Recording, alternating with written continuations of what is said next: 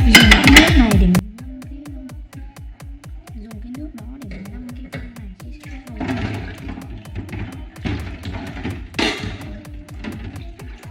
tráng qua rồi đi,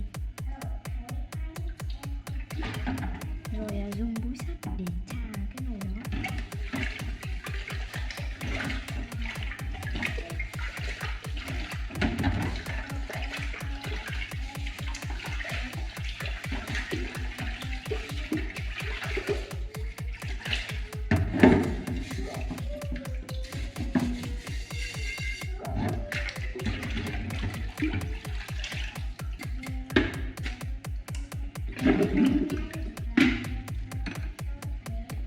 Do thiếu ít xà phòng nên mình sẽ xả thêm một ít xà phòng để trộn nồi.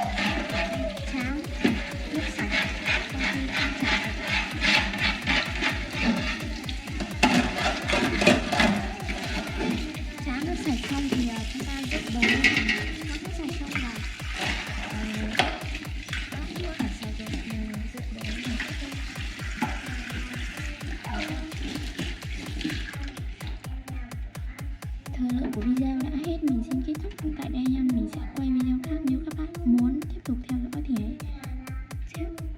hãy tiếp tục theo dõi quy trình